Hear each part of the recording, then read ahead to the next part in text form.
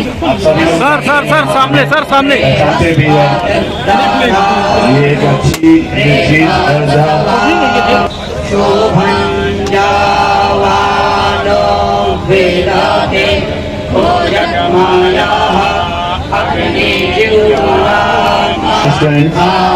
इसके लिए मैं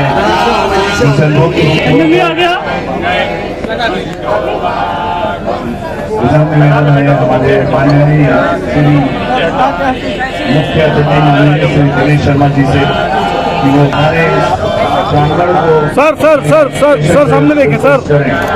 जोरदार तालियां हो जाए हमारे मुख्य अतिथि माननीय श्री दिनेश शर्मा जी। चलो भैया पीछे और इस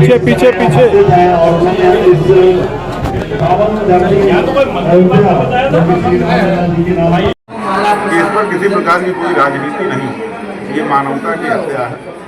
और ये पूरा विश्व जानता है कि आतंकवाद उत्पन्न कहाँ से होता है। बड़ी बड़ी एजेंसियाँ पूरे विश्व के पास है। लोग कहते हैं कि घर के अंदर में हम झांक लेते हैं, तो क्या पुलवामा हमला को झांकने की ताकत एजेंसियों में नहीं है? क्या हमारे भारत में ऐसी कोई एजेंसी नहीं जो इसका जड़ तक जाकर के इसका निस्तारण कर सके कि घटना कहाँ से हुई, किसने कराई और किस प्रकार की घटना है। और मैं अपने भारत सरकार माननीय प्रधानमंत्री जी से अनुरोध करता हूँ, कोई आम नागरिक न परेशान होने पाए, चाहे वो हिंदुस्तान का हो अथवा पाकिस्तान। दोषी ही सजा पाए, जिन्होंने इस कृत्य को अंजाम दिया है, जिन्होंने मानवता की हत्या की है, उनकी भी हत्या हो। इस बात पर पूरा भारत मोदी जी के साथ खड़ा है। और मोदी जी चाहें तो हम जैसे नौजवानों को भी अपने साथ सम्मिलित करके पाकिस्तान के खिलाफ इस्तेमाल कर सकते हैं। पूरा भारत उनके साथ खड़ा हुआ है। और आतंकवाद ये एक बहुत बड़ी चुनौती आज हम नौजवानों के बीच में आ रही, जहाँ बेरोजगारी है, जहाँ लोग परेशान हैं, जहाँ लोगों के पास इनकम का जरिया कम है, लोभ प्रलोभन दे करके हमारे देश के बच्चों को जो बरगलाया जा रहा है, इसके लिए ठोस कदम सरकार उठाए। ऐसी एजेंसियों का बिल्कुल पुरजोर विरोध करे भारत में कि ऐसी कोई एजेंसी ना तो खुलने पाए और ना किसी को आर्थिक मदद होने पाए। जो जैसा है वैसा ही रहे। हम कम खाते हैं, हमारी ज़रूरतें कम है, इसीलिए हमारी जिगर में दम है। पाकिस्तान इस बात को पूर्णतः समझ ले कि अब भारत में आतंकवाद नहीं चलेगा। अगर आतंकवाद आएगा तो उसका पुरजोर जवाब दिया जाएगा। और मोदी जी हिंदुस्तान से लेकर के पाकिस्तान, अन्यथा किसी भी देश का हाथ अगर इसमें पाया जाता है, उसके कार्रवाई करें, हम उनके साथ खड़े हैं। जय श्री राम। कर्मराज पांडे, पुरोहित समाज। और दुख के क्षण में बयान नहीं, कार्य नियोजन देखा जाता है। आदरणीय प्रधानमंत्री जी के द्वारा जो प्रयत्न किए गए हैं, मैं समझता हूँ पूरे देश को उस पर विश्वास है।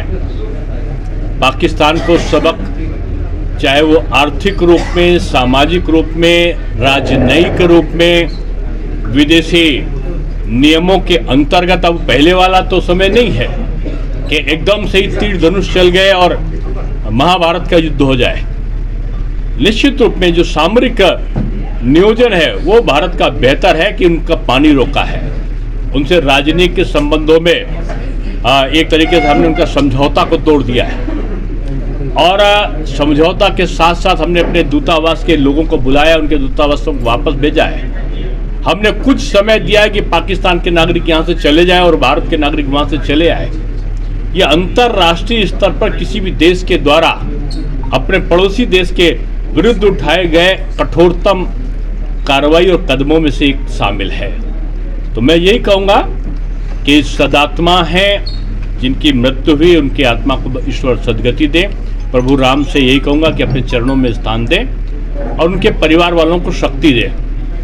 ये आताताई मैं समझता हूँ, जैसे नक्सलवाद समाप्त कर रहे हैं प्रधानमंत्री जी, वैसे बहुत हद तक उन्होंने ये कश्मीर पे जो आतंकवाद था उसको नियंत्रण किया रहा। ये बहुत दिन के बाद ये दुखद घटना घटी, नहीं घटनी चाहिए थी, लेकिन इसका तात्पर्य ये नहीं है कि आतंकवाद के खिलाफ कोई कार्रवाई में कोई गति में धीमापन आया होगा। आज पूरी दुनिया ने उस आतंकी का जो जिसकी पर संदेह था उसके घर को ध्वस्त होते हुए देखा है। तो निश्चित रूप में कोई भी कहीं भी होगा वो बचेगा नहीं, दंड का पात्र बनेगा।